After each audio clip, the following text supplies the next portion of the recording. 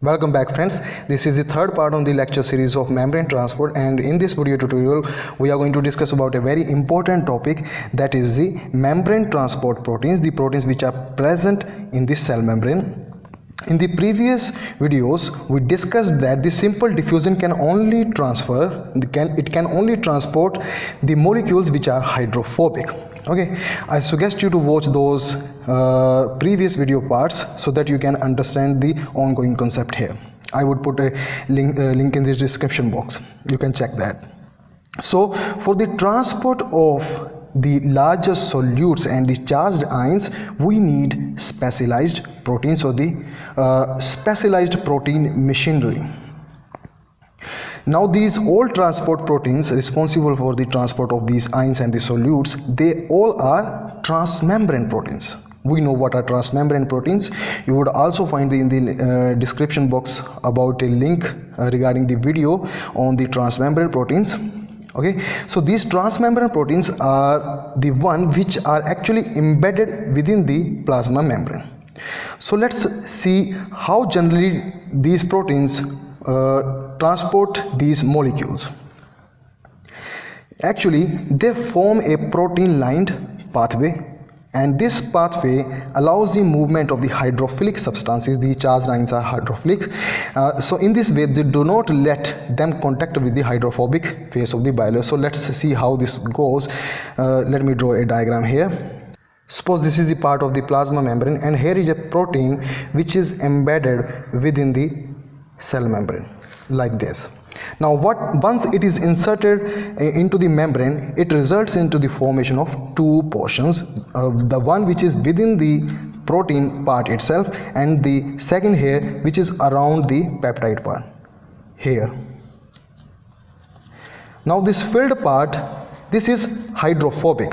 Okay, we know why, because of the presence of the fatty acids or the phospholipids which form the phospholipid bilayer. So this is hydrophobic. And regarding the interior of this protein, this portion, this is hydrophilic. And we know the molecules which are present outside or the inside of the plasma membrane, this can be the exoplasm or the cytoplasm, they are hydrophilic because they are charged ions, and they can be also the large charged solutes. Okay, so they want to transport themselves, but they cannot go from here because this portion is hydrophobic. So instead they are taking the help of this protein lined pathway which is here now. So there are openings in the protein which allows these solutes to go through the path which is made by the protein. Now this path actually doesn't let these molecules of the solutes or other substances which are charged to contact directly with the phospholipid bilayer which is hydrophobic. So that's it, how these solutes are transported. Now let's talk about the divisions of these proteins. The membrane proteins which are responsible for the transport of the ions or the solutes, they are of three types. First is the carrier proteins, the second one is the channel proteins, and the third one here is the ATP powered pumps. So let's talk about the first category of membrane transport proteins, which is the carrier proteins. They are also known as the transporters and permeases. This is the diagram showing the working of a carrier protein. We would come to this figure later. Let's focus here. I am drawing here the part of a plasma membrane. This monolayer is the exoplasmic, and this one is cytosolic. And there is a protein which is embedded here, and this one is our carrier protein. I am not drawing it like I have drawn here. This is simple for the sake of understanding. These are the two pores. This one which is opening into the exoplasm, the second which is opening into the cytosol. Now the solutes which are to be transported, they can be present in the exoplasm, and also they can be found in the cytosol. So they can enter from here also and from here too. The presence of the solute in the exoplasm or in the cytoplasm would decide which pore of the protein would be opened or closed. Okay, so if it is present in the site, this exoplasm, this pore which is opening into the exoplasm would be opened and this one would be closed.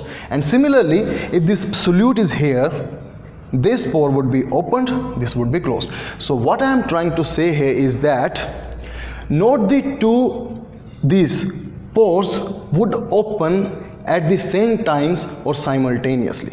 They would never open simultaneously. One would be closed, one would be open. So now come to this diagram. In this case, the solute here is in the cytoplasm. Now the solute is searching for the solute binding site, which is here.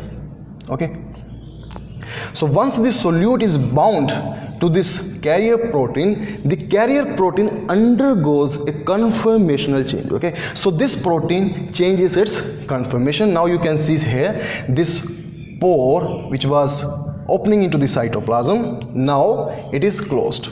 Okay, and the solute now has shifted its position from here to here. So this pore is opened, which is now facing the, you can say, the exoplasm. So our solute of interest is going to be exported out here in the next compartment of the cell, which is the extracellular matrix.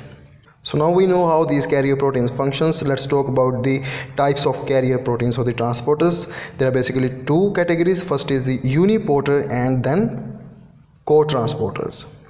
Now these carrier proteins, they undergo both the active transport and the passive transport. One thing you have to note here is that each particular category undergo a particular transport process. We first talk about the passive transport. So this is done by uniporters. Now what are uniporters? These are the carrier proteins which particularly transport single type of solutes. Now what does this mean? Let's draw a diagram for this. Suppose there are two proteins which are named as X and Y. These are the uniporter proteins, and the X protein here is transporting some molecules which are in the shape of these circles. Okay, and Y is transporting these triangular molecules. Now you have to note here is that X cannot transport the triangular molecules and this Y cannot transport these circular molecules. Why? Because they are specific to their particular proteins. Next point here is movement of the molecules, that is from high concentration to low concentration. So that's why they undergo passive transport, because in passive transport we know the molecular movement is from high concentration to low concentration. Now these proteins specifically, they perform facilitated diffusion. This is very important. I have made a video on this, which is the second part in this lecture series on facilitated diffusion. You must learn that. So that's why they are known as facilitated transporter. This facilitated diffusion is a type of passive transport. This is not done by co-transporters. Okay, this passive transport is only by uniporters, not by co-transporters. Now let's talk about the second category of carrier proteins, which are known as co-transporters. The active transport is done by co-transporters, not by uniporters. We can say the co-transporters undergo active transport. Now why they are known as co-transporters? Focus on this term, co and transporters. Co means together. Transporters means simply the carrier proteins. So if they are together, it means they are more than one. So here two proteins are working together for the movement of two or more different molecules simultaneously. So two solutes of different nature are moved simultaneously. Now we have to know why they are interacting this way and how they are interacting. So for that, let's draw a diagram here. This is the plasma membrane.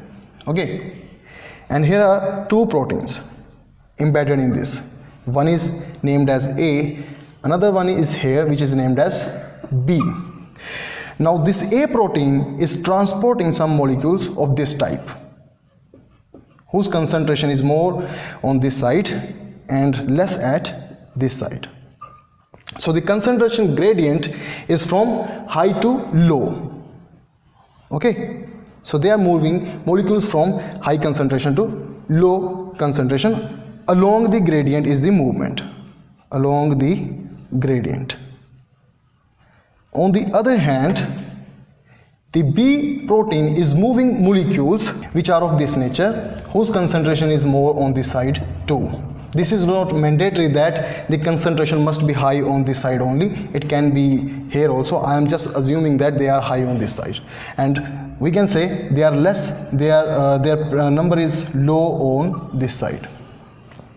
So from our knowledge, we can say that the movement of the molecules from high to low, but this protein is saying that I want to do something different. That is, I want to move the molecules from low to high, but that's not going to be easy because this movement is unfavorable. This is going against the concentration gradient. This is going from low to high as compared to this which was favorable, that is from high to low, because movements, the molecules always want to move from high to low. So this protein says that, ask A, can you help me? Can you help me to move these solutes from low to high? A says, yes, I can do that. So A protein here is powering the movement of these molecules from low to high by providing the energy which is conserved in the electrochemical gradient. Focus on this term, electrochemical gradient. So A is providing the energy which is present in the electrochemical gradient formed by the concentration of the different concentration of these molecules here and here. So this way it is making the movement of these molecules favorable from unfavorable. We just talked about the cotransporters. Now we are going to know about the types of cotransporters. So there are two types. This is the diagram. We would come to this. So first is the antiporters. Now what is the meaning of anti? It means opposite. So there would be two proteins, okay, which would transport the molecules, and the movement of those molecules would be opposite. That is, movement of the one molecule would be from exo to the cytoplasm and another would be from cyto to exo. The example we just discussed here was of the antiporters, and you can see here in the diagram, if this is the exoplasm and this is the cytoplasm, the A protein here is moving the molecules from exoplasm to the cytoplasm. In case of this B protein, this is moving the proteins in the opposite direction, okay, from cytosol to exoplasm. There is an example to this type, and that is of sodium calcium exchanger. Next type is the symporters. Sim means same, so they are moving the different molecules to the same direction. That is, it can be either from cytoplasm to the exoplasm or from exoplasm to the cytoplasm. These A and B, they are moving the molecules to the same direction. The example to this type is the sodium glucose cotransporters. The next point here is, this is very important, this type of transport which we have just discussed in case of the active transport by cotransporters, this is known as secondary active transport. This is not the primary active transport, because this is powered by the energy which is derived from the concentration or the electrochemical gradient, not by the ATP hydrolysis.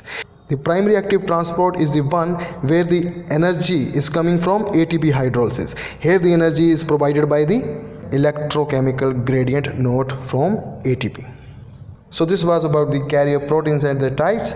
In the next video we will talk about the second category of membrane transport proteins, which are known as channels. Thank you.